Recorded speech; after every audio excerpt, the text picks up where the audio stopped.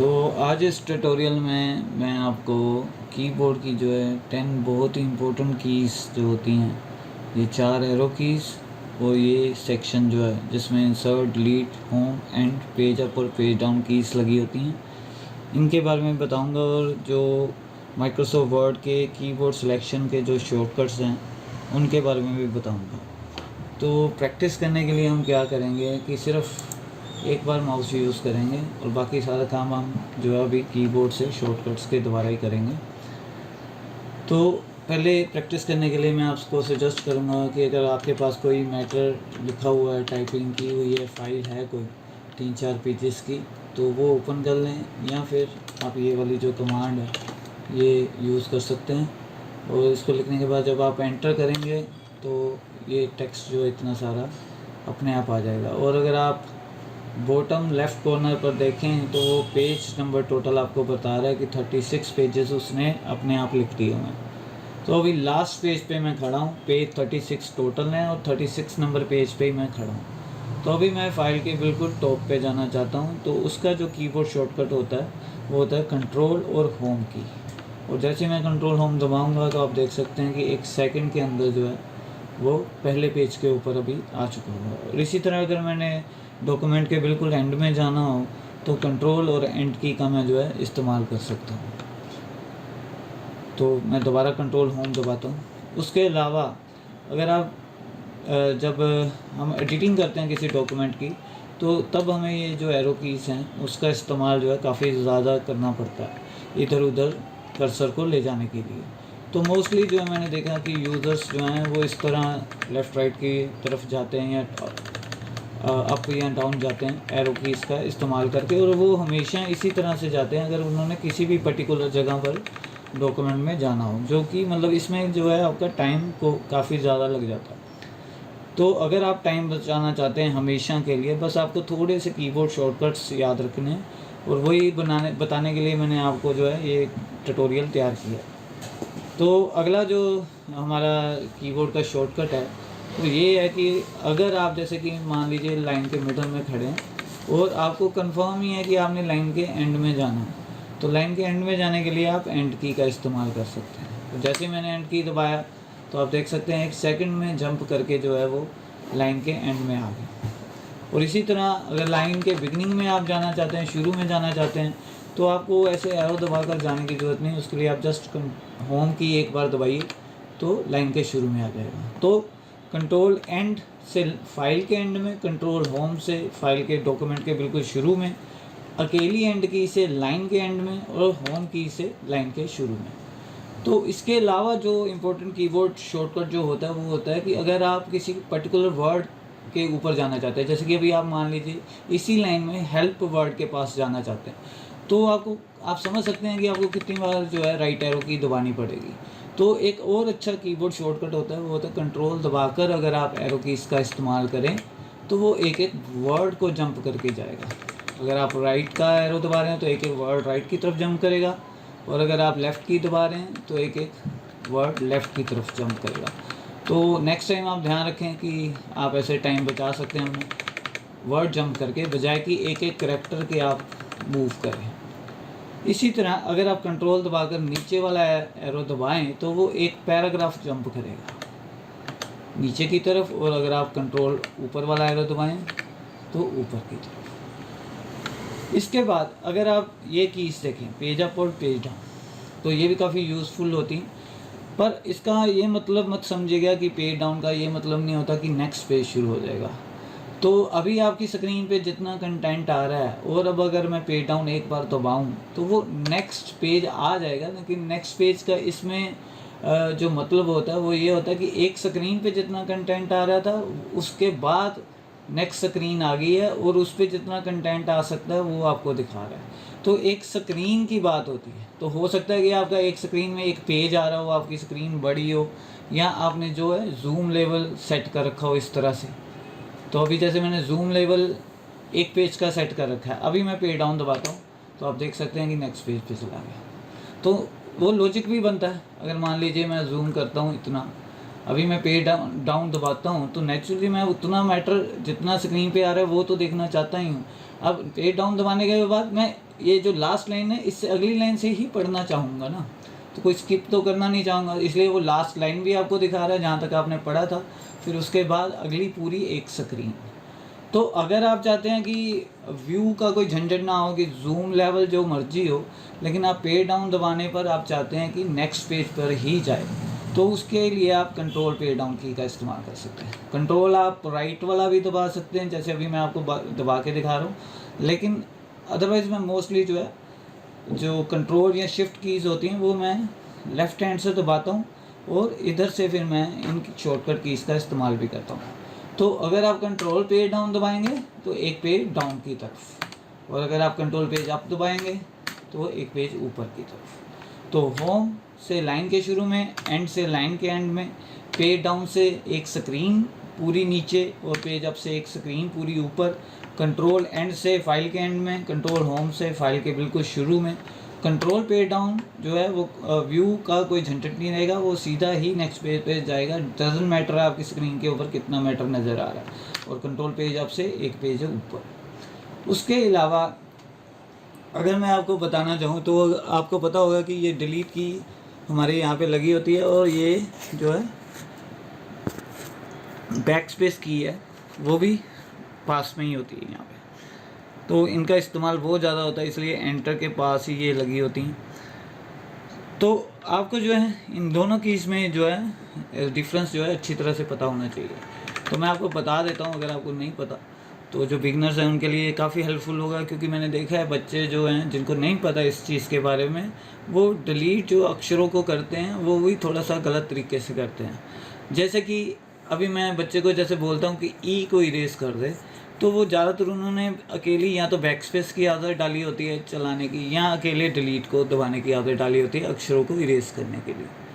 तो अगर मैं बच्चे को कहूँ कि ई को इरेज कर दे, और उसको सिर्फ बैक स्पेस की ही आदत है डालने यूज़ करने की अक्षर को इरेज करने के लिए, तो वो नेचुरली पहले एरो की दबाकर इधर आएगा और फिर उसको ई को इरेज करेगा। ये तो मतलब बिल्कुल गलत तरीका है। तो इससे भी मतलब आपका टाइम ख़राब होता है। तो अभी जैसे मान लीजिए मैंने डबल आर डाल दिया और दोनों में से एक आर इरेज करना है, तो फिर तो कोई प्रॉब्लम नहीं कि आप कोई सा भी बटन दबा देते दोनों में से, डिलीट या बैक स्पेस में से, तो आर तो डिलीट होना ही था एक, क्योंकि उन दोनों के सेंटर में खड़ा था। तो ये कर्सर का यही फ़ायदा होता है कि ये आपको पोजीशन बताता है कि आप एक्चुअल में खड़े कहाँ पे हो डॉक्यूमेंट के अंदर, और किन अक्षरों के बीच में खड़े हो, किन दो अक्षरों के बीच में खड़े हो। तो अभी हमारी जो कर्सर है वो ई और आर के बीच में है। तो सिंपल सा मतलब है इन दोनों कीज़ का कि अगर आप बैक स्पेस दबाते हो तो वो कर्सर से लेफ़्ट साइड वाला अक्षर इरेज करता है, और अगर आप डिलीट दबाते हो तो वो कर्सर से राइट वाला अक्षर डिलीट करता है। बस इतना सा ही फ़र्क है। तो इसका मतलब ये होता है कि अगर अभी आप डब्ल्यू और एफ़ के बीच में खड़े हो, अगर आपने एफ़ इरेज करना तो आप डिलीट दबाइए, और अगर आपने डब्ल्यू इरेज करना तो आप बैक स्पेस दबाइए, बजाय कि आप पहले इधर आएँ और फिर बैक स्पेस दबाएँ। ये तो मतलब गलत बात हो जाएगी। तो आपको इसलिए ऐसे हाथ पर उठा के रखना चाहिए, ऐसे। और ये कंट्रोल ऐसे भी दबा सकते हैं, या दूसरे हाथ से भी कंट्रोल, आप दूसरा हाथ यूज़ करके वहाँ से भी कंट्रोल दबा सकते हैं और की इधर से दबा सकते हैं। तो ये इस्तेमाल करने इस तरीके से इसलिए ज़रूरी हैं क्योंकि जब आप शॉर्टकट्स यूज़ करते हो तब ये बहुत काम आते हैं। फॉर एग्ज़ाम्पल जैसे कि अभी मैंने ये पूरा वर्ड ही डिलीट करना है पावरफुल, तो कर्सर से राइट की तरफ है, तो अगर मैं डिलीट दबाऊंगा तो एक अक्षर इरेज होगा, और अगर इसके साथ अगर आप कंट्रोल दबाकर डिलीट दबा दें तो एक साथ एक वर्ड डिलीट हो जाएगा राइट की तरफ। अगर मैं अभी फिर से दबाऊंगा कंट्रोल डिलीट तो अभी वे जो है वो डिलीट हो जाएगा। इसी तरह ये देखिए मैं कंट्रोल दबाकर जो है इस तरफ आ गया, अभी मैं यहाँ पे खड़ा हूँ। अब अगर मैंने इरेज करना है पूरा एक वर्ड लेफ़्ट की तरफ, तो आप कंट्रोल बैक स्पेस का इस्तेमाल कर सकते हैं। कंट्रोल डिलीट से राइट की तरफ एक वर्ड पूरा, और कंट्रोल बैक स्पेस से लेफ़्ट की तरफ। और ये ध्यान रखिएगा कि ये फुल स्टॉप या पंक्चुएशन मार्क्स जो होते हैं उनको एक वर्ड ही मानता है। तो अभी मैं अगर कंट्रोल बैक स्पेस दबाऊँ तो पहले फुल स्टॉप इरेज होगा, फिर जो है एक पूरा वर्ड इरेज होगा, और ये भी राइट की तरफ भी यही जो है प्रोसीजर रहेगा। अभी पहले ये कोमा को डिलीट करेगा, कोमा को, और फिर जो है अगले वर्ड डिलीट करने शुरू करेगा। तो ये जो है मोस्टली ये वाले शॉर्टकट्स जो मैंने अभी आपको बताए। अगर आप करैक्टर वाइज सेलेक्ट करना चाहते हो तो आप शिफ्ट दबाकर एरो कीज़ का इस्तेमाल कर सकते हैं। तो ये सिलेक्शन के लिए सबसे पावरफुल जो है कीबोर्ड से इस्तेमाल होने वाला शॉर्टकट है कि अगर आपने कीबोर्ड से टेक्स्ट को सिलेक्ट करना है और जो जिनकी स्पीड फास्ट होती है, ये याद रखिएगा कि वो बहुत सारा काम जो है कीबोर्ड से ही करना पसंद करते हैं, बजाय कि अपने हाथ को बार बार उठाकर माउस की तरफ लेके जाना। तो उसी के लिए ये शॉर्टकट्स होते हैं। और अगर आप ये इन कीज़ का इस्तेमाल बखूबी करना शुरू कर दें तो आपकी स्पीड नो डाउट कि बहुत तेज़ हो जाएगी। जैसे कि मैं अपने डेली रोज़मर्रा के कामों में, लाइनों में इधर उधर जाने के लिए या सिलेक्शन करने के लिए इन्हीं कीज़ का इस्तेमाल करता हूँ। तो अभी हम सिलेक्शन की बात करते हैं कि आप शिफ्ट दबाकर एरो कीज़ जिस तरफ दबाएंगे उस तरफ जो है कर्सर से उस तरफ जो है सिलेक्शन होनी शुरू हो जाएगी। अगर आप नीचे का बटन दबाएं शिफ्ट दबा के तो नीचे की तरफ, अगर आप कम करना चाहते हैं सिलेक्शन, अक्षर वाइज करना चाहते हैं, जिस तरफ भी करना चाहते हैं, तो ये भी शिफ्ट के साथ हम बहुत ज़्यादा इस्तेमाल करते हैं। तो उसके बाद सिलेक्शन करने के बाद आप जितनी भी कमांड सिलेक्शन के ऊपर माइक्रोसॉफ्ट वर्ड की अप्लाई हो सकती हैं वो कर सकते हैं। जैसे कि अगर मैं कंट्रोल बी दबा दूँ तो ये बोल्ड हो जाएगा, कंट्रोल आई दबा दूँ तो ये इटैलिक हो जाएगा, हटा भी इसी तरीके से सकते हैं। तो एक मिनट, तो अब ये मैं आपको पूरा कीबोर्ड दिखा देता हूँ। तो मोस्टली मैं इस तरीके से इस्तेमाल करता हूँ। तो कंट्रोल, जैसे मैं एंड दबाता हूँ, कंट्रोल होम, लाइन के डॉक्यूमेंट के शुरू में जाने के लिए कंट्रोल एंड। ज़्यादातर मैं कंट्रोल इस तरफ वाला जो इस्तेमाल करता हूँ, और ये वाली कीज़ मैं इस वाले हाथ से राइट हैंड से इस्तेमाल करता हूँ, और कंट्रोल और शिफ्ट जो है मैं इस तरफ से इस्तेमाल करता हूँ। हालांकि मुझे जो टाइपिंग है वो हाथ उठा के करने की आदत है, जबकि जो सही तरीका होता है वो ये होता है। तो फिर भी मैं अगर करता हूँ तो मैं इस तरीके से, ये ज़्यादातर मैं अंगूठे से जो है अपने ये कंट्रोल की दबाता हूँ। तो कंट्रोल होम, कंट्रोल एंड ऐसे, तो देखने वाले को पता भी नहीं चलता कि मैं कौन से बटन दबा रहा हूँ। तो जैसे कि लाइन के एंड में जाना है तो मैं एंड दबा देता हूँ, शुरू में जाना है तो होम दबा देता हूँ। इसी तरह अगर मैंने सिलेक्शन करनी है तो मैं शिफ्ट दबा के नीचे वाले एरो की को इस्तेमाल करता हूँ। अगर मैं डिलीट करना चाहूँ तो इसको मैं डिलीट दबा सकता हूँ। कंट्रोल जेड से मैंने अंडू कर दिया। तो सिलेक्शन के साथ भी कीबोर्ड शॉर्टकट यूज़ होते हैं। जैसे कि कंट्रोल शिफ्ट दबाकर अगर आप नीचे वाला एरो दबा दें तो वो नीचे जाता जाता सिलेक्ट करता हुआ जाएगा। इसी तरह अगर आप शिफ्ट दबा के अकेला पेज डाउन दबा दें तो वो एक स्क्रीन नीचे की तरफ चला गया और सिलेक्ट भी कर लिया। और अगर आप ऊपर की तरफ दबाएंगे शिफ्ट दबा के तो वो सिलेक्शन को हटाना शुरू कर देगा। इसी तरह अगर आप कंट्रोल शिफ्ट दबाकर एंड की का बटन दबा दें तो वो क्या होगा कि यहाँ से लेकर, हम फाइल के शुरू में खड़े, यहाँ से लेकर फाइल के एंड तक सारे का सारा जो है वो सिलेक्ट कर देगा एक सेकंड में। तो इस तरह जो है आप जो इधर उधर जाने के, कर्सर को मूव करने के जो तरीके हैं वो इन शॉर्टकट के थ्रू इस्तेमाल कर सकते हैं कंट्रोल शिफ्ट की के साथ। तो कंट्रोल ए जो है वो सिलेक्ट ऑल का शॉर्टकट होता है। तो इस तरह आप इधर वाला भी कंट्रोल दबा सकते हैं, जैसे इस अंगूठे से, और की को इधर से भी दबा सकते हैं। वो आपकी मर्ज़ी है कि आपने किस तरह से प्रैक्टिस की है। और इनकी प्रैक्टिस करनी पड़ती है कि अगली बार आपको याद रखना पड़ेगा कि आप एरो से इधर उधर नहीं जाएंगे।